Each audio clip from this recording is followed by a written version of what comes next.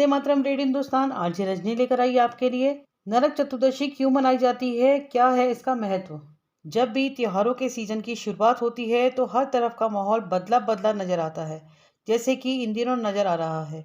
क्योंकि धनतेरस, छोटी दिवाली, बड़ी दिवाली जैसे कई अन्य त्योहार बेहद पास हैं और कुछ ही दिनों बाद देश में दिवाली का त्योहार बड़ी ही धूमधाम से मनाया जाएगा। धनतेरस के अगले दिन छोटी दिवाली होती है। इस दिन लोग अपने अपने घरों में दिए जलाते हैं और खुशियां मनाते हैं। साथ ही कहा जाता है कि इस दिन से घर में मां लक्ष्मी का आगमन होता है।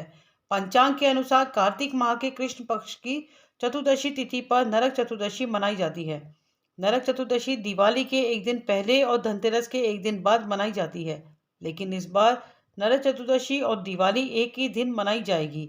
इसे छोटी दिवाली, रूप चौदस, नरक चौदस, रूप चतुर्दशी अथवा नरका पूजा के नामों से भी जाना जाता है। इस दिन मृत्यु के देवता यमराज और भगवान श्री कृष्ण की पूजा का विधान है।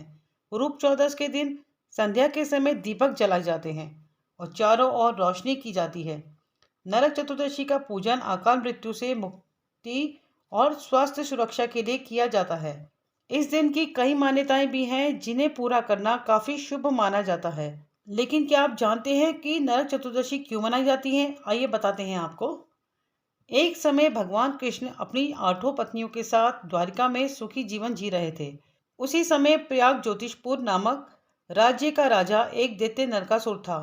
उसने अपनी दैत्य शक्तियों से इंद्र, वरुण, अग्नि, वायु आदि सभी देवताओं को परेशान कर दिया था और साधुओं और औरतों पर अत्याचार करने लगा था।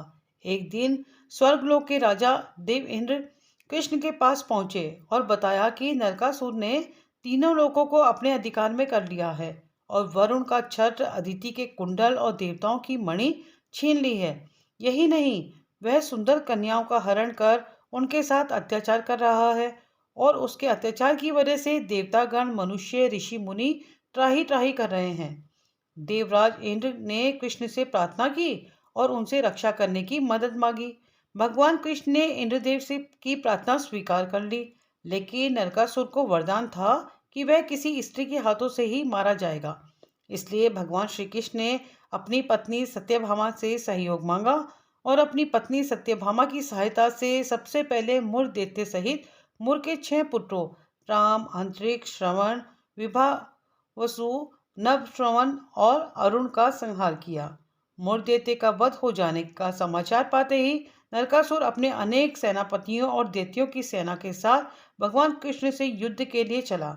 लेकिन नरकासुर को स्त्री के हाथों से मरने का श्राप था, इसलिए भगवान कृष्ण ने अपनी पत्नी सत्यभामा को अपना सारथी बनाया और उनकी सहायता से नरकासुर का वध किया।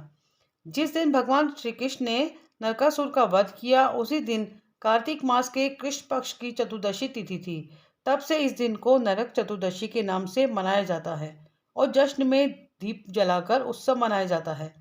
नरक चतुर्दशी का महत्व आइए बताते हैं आपको। पौराणिक मान्यताओं के अनुसार कार्तिक मास के कृष्ण पक्ष की चतुर्दशी पर श्री कृष्ण ने नरकासुर राक्षस का वध किया था। इस दिन सभी आत्माओं को मुक्ति मिली। ऐसे में इस दिन यमराज और भगवान श्री कृष्ण की पूजा की जाती है। साथ में सूर्य देव की पूजा करने का भी विधान है।